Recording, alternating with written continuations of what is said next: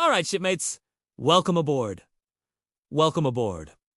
It's me. Hope you're having a great day. Today, we're learning COLREG Rule 1 application. This is an easy one, but a very important one because it tells us where and to which vessels the COLREGs apply. So, let's break it down simply. Rule 1A says COLREGs apply to all vessels on the high seas and in all waters connected to them that are navigable by sea-going ships. Navigable by sea-going vessels.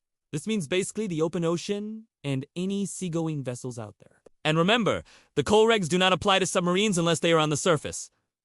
Also, this rule tells us about the high seas. What are the high seas? Well, generally, the high seas are the parts of the open ocean outside of a country's territorial sea. In most places, a country's territorial sea extends 12 nautical miles from their coastline. So, when you're out there on the open ocean, far away from any land, you're generally in the high seas, and you must follow the COLREGs. Rule 1B allows special local rules made by the authorities for specific areas such as harbors, rivers, lakes, or inland waterways. But these special rules must follow the COLREGs as closely as possible. For example, in some narrow canals, the rule might be to keep as close to the starboard side as possible, so everyone keeps to the right like on a road. Or in some rivers, there may be designated lanes for upbound and downbound traffic to avoid head-on collisions. Rule 1C says that the government of a state may make special rules for certain types of vessels. For example,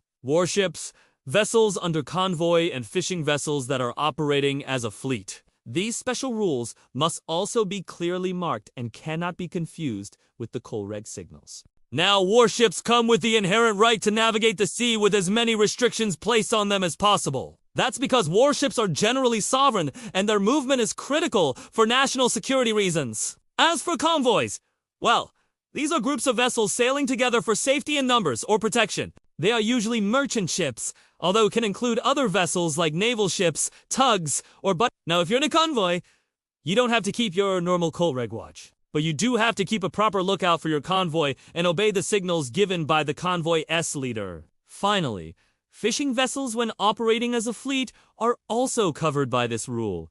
A fishing fleet is a group of fishing boats working together, usually under the direction of a mother ship. Just like with convoys, each boat doesn't have to keep a full watch, but they do have to keep a proper lookout and follow the lead boat. Rule 1D introduces us to traffic separation schemes, or TS. These are special areas with designated traffic lanes adopted by the IMO to help keep things organized and safe. You've probably seen them before, those lines drawn on the chart showing you where to go. These are the TSSs, and they apply to all vessels except for some small vessels and those with a special permit. Now, there are two main types of TSS.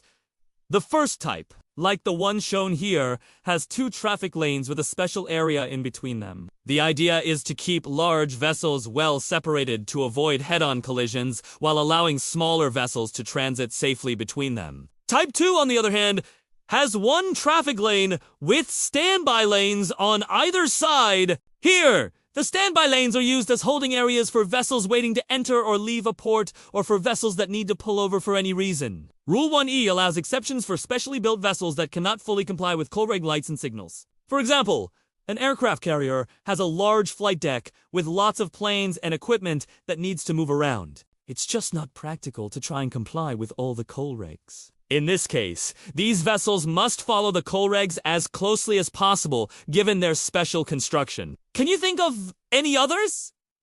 How about a drill ship like the one we learned about in the last video? Thanks for watching. If you liked this video, hit the like button and subscribe to Shipmates Sessions. Leave a comment below to tell me which rule you found most interesting. And hey, if you're still hungry for more, we've got some awesome videos linked here in the cards. Until next time, stay safe and good luck with your studies. See you soon!